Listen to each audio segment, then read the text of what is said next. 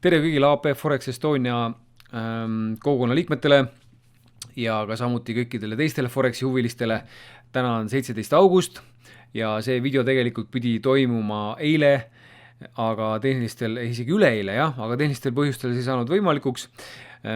Teeme siis selle video täna, võtame siis kokku nädala, võtame ka kokku mingil määral kuu, räägime väga olulistest teemadest, väga olulistest uuendustest, mis on siin vahepeal toimunud, kõik siis Forexi huviliste hüvanguks. Loomulikult vaata see video lõpuni ja kui sa veel ei ole AP Forex Estonia kogukonna liige, siis loomulikult siin selle video descriptionis on olemas link, kus sa saad endale kutse sellesse kogukonda, samamoodi ma panen selle lingiga siia kommentaaridesse.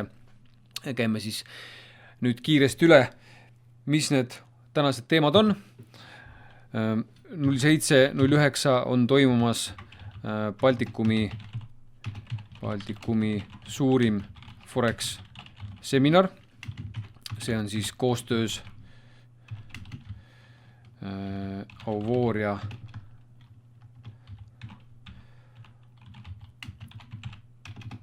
Prime'iga. Meil tulevad külalised nii Ameerikast kui ka Horvaatiast ja nagu ma aru saan, siis ka tuleb Leedust. Et sellist üritust ei ole varem Eestis toimunud, ehk siis oled kutsutud sellele üritusele, oled kutsutud osa saama sellest väga olulisest sündmusest. Külalisi oleme sinna siis orienteeruvalt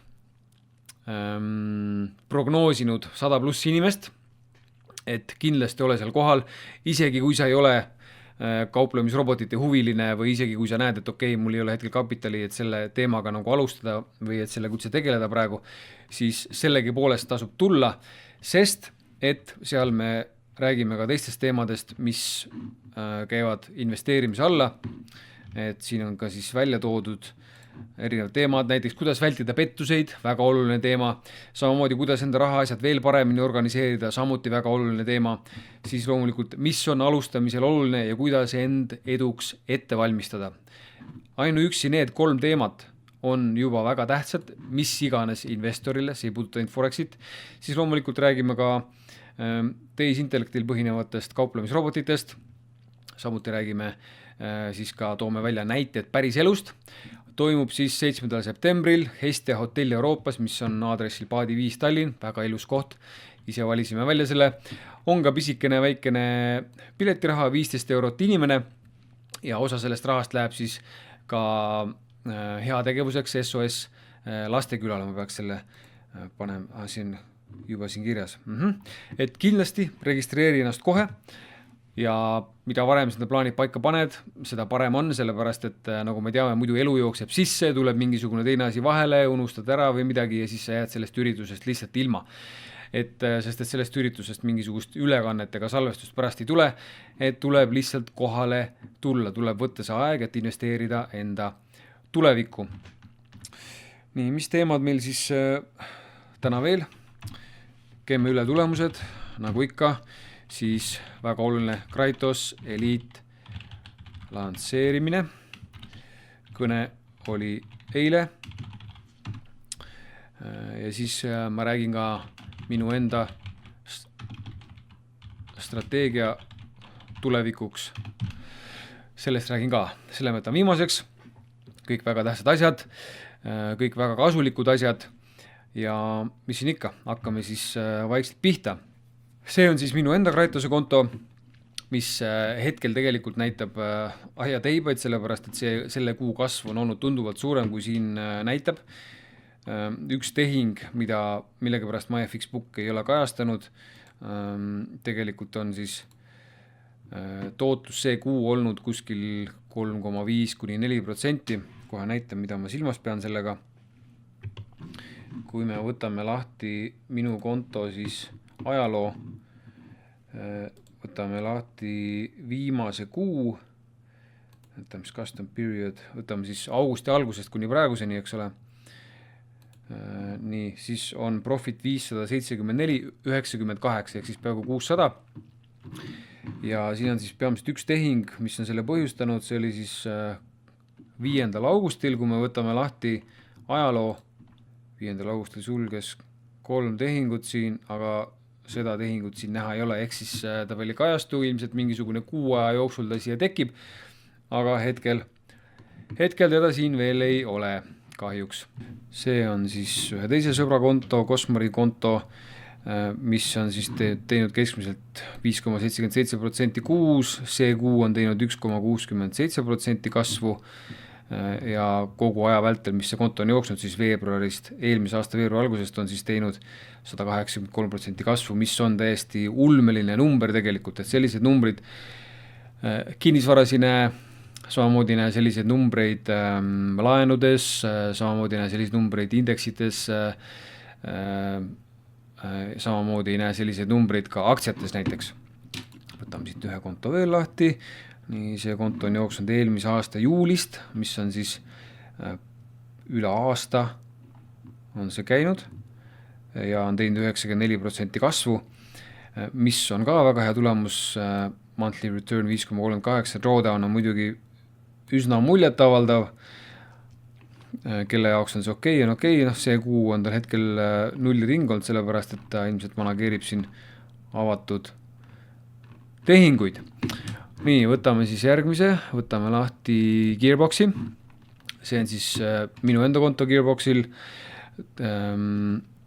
keskmiselt 3% kuus teinud, see on siis mitte uus Gearbox, vaid vana Gearbox, ja nagu näha, siis drawdown on olnud üsna madal, 7,77%, see kuu on teinud 3,2% kasvu, see nädal sellest on 0. Gearbox 3.0. Siin on siis kõik testikontod, mis Gearbox 3.0 on käima pandud, neid on siin 4 tükki ja on näha, et 2 tükki toimetavad eriti hästi. Vaatame siis korra üle, mis nendega siin toimub. See kuu on, üks on teinud 3,6% kasvu ja teine on teinud 8,08% kasvu. Vaatame siis, mis siin siis toimub. Mingid tehingud on avatud ka. Drawdown on olematu. 1, 2, 3, 4, 5, 6, 7 erinevat paari jooksutab. Ja kellel on siis huvi selle seadistuse vastu, siis võib loomulikult minuga ühendust võtta. Saame lähemalt rääkida sellest, mismoodi need tulemused siia on tekkinud. Nii, mis meil siis veel on? Kratos X. See paneb täiesti hullu selles mõttes, et seal nüüd nädal aega ei ole uuendanud, aga enne seda see kuu oli siis 5,38% kasumit ees. Ma pean selle asja uuesti ära ühendama. See on pannud täiesti hullu, muidugi kulla hind on, nagu ma arvasin, see nädal tegi vist oma tipu jälle, et need ostutehingud, mis tal sees olid, need ta pani siin kahjumiga kinni ja siis sellest alates on lihtsalt ülespoole edasi rühkinud ja loomulikult Kratos X-il on ka nüüd uus versioon väljas 2.0, kus on ka siis hedging sisse ehitatud ja samamoodi tehingute võtmine on veel kvaliteetsemaks läinud. Vaatame ka Flashi. See on siis meie Rootsi sõbra konto, mis on siis see kuu on teinud 2,28% ja alates veebruar 27, 2022 on see konto jooksnud ja on siis kogu selle aja vältel teinud kokku üle 500% kasvu, mis on täiesti ulme. Minu enda konto, minu enda Flashi konto, ka päris raha, on siis teinud 18,45% kasvu ja keskmiselt 2,75% kuus, drawdown on olnud 12,67, see kuu on teinud 2%, sellest see nädal on siis teinud 0,39, mis on ka väga hea tulemus, mingid tehingud on siin avatud ja hetkel ongi vist siis kõigi aegade kõige suurem drawdown ees. Nii, aga see drawdown on iseenesest väga madal tegelikult. Mis meil siin veel on, siis loomulikult Fingo Pro 5, vaatame üle, kuidas Fingo Pro 5 on läinud. Fingo Pro 5 on see kuu võtnud kasumit, eelmine kuu oli jah, riskihalduse mõistes oli hea need asjad siin kinni panna, muidugi tagantjärgi tarkus, kui need kinni oleks pannud, siis oleks üle 200% kasumit ees, aga Finco Pro5 on ikkagi mõeldud inimesele, kes ei tea asjast mitte midagi, ehk siis pigem mängitud stabiilsusele ja pikaajalisele kasvule ja see ei ole nii tähtis, et see kasv kõrge peaks olema. Sellised need tulemused on, isiklikult võib rahule jääda, eriti arvestades seda, mida turud on teinud see aasta, see on täiesti ulme tegelikult, mis vahepeal toimunud on kõik. Et sellegi poolest on kontod kasumis, kes 40%, kes üle 100%, olenevalt muidugi sellest, kes millal alustas. See ajastamise küsimus on alati teema loomulikult, kui sa alustasid Finco Pro5-ga näiteks juunis, siis loomulikult võis olla mõru maitse suus, sellepärast et riskihalduse mõistes pandi tehingud kinni, aga olge mureta, küll nad jõuavad sinna samale tasemele tagasi, kus nad varemalt olid ja sealt juba siis ka edasi.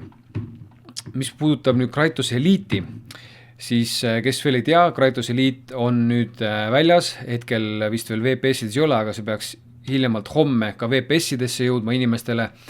Ja Kratos Elite'i siis peamised erinevused, miks see uuendus üldse tehti, miks need uuendused tehti, neid uuendusi on seal palju, on see, et Kratos jääks tehingutesse kinni, et Kratos oleks veel turvalisem ja nüüd on ka see, et ka manageerivatel tehingutel on siis smart money sisse ehitatud. Need kõik on väga olulised uuendused ja ka beta-testerina saan öelda, et tulemused on veel paremaks läinud ja kui sa oled hetkel Kratose kasutaja, sul on Bronze Access Pass, siis sul võib tekkida esialgu mõru maitse sellest, et Kratos Elite on saadaval ainult neile, kellel on Silver Access Pass, aga siin tulebki mõelda ka selle peale, et nagunii on vaja tegelikult enda kontosid suurendada varem või hiljem, sellepärast et 1000 või paari tuhandega, olgem ausad, saab küll purjetada, aga see purjetamine võtab meeletult kaua aega, et targem on ikkagi enda kontosid pidevalt kasvatada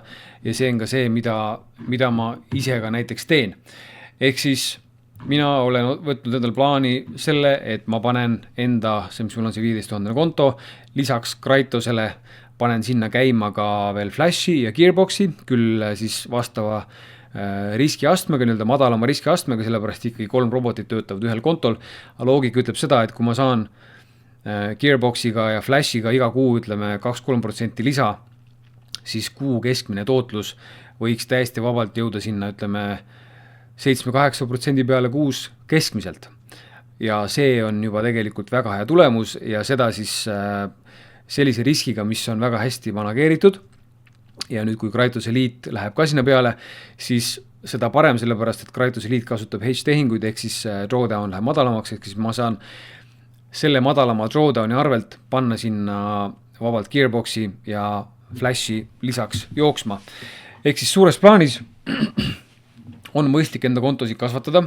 Kui sul on paari tuhandene konto, siis leia need võimalused, et sinna kapitali juurde panna ja kui sa kuidagi ei näe seda võimalust, siis 7. september on see päev, kui oleks mõistlik tulla sinna seminarile, kus me siis räägime nendest asjadest, kuidas endale tekitada sellist vaba kapitali üldse, mida sa saaksid siis enda kauplemiskontole juurde panna või ka kuidas üldse saaks alustada sellise asjaga, et see info on olemas seal, nendele küsimustele tulevad seal vastused, ehk siis 7. september, hotell Hestia aadressil Paadi 5, kindlasti ole seal kohal olemas, ettevõtte omanik on ka ja Euroopa direktor tuleb samuti sinna, näeme juba seal. Minu poolt tänaseks kõik, loomulikult kommentaarid on oodatud, pane like, pane subscribe ja kohtume järgmistel kordadel.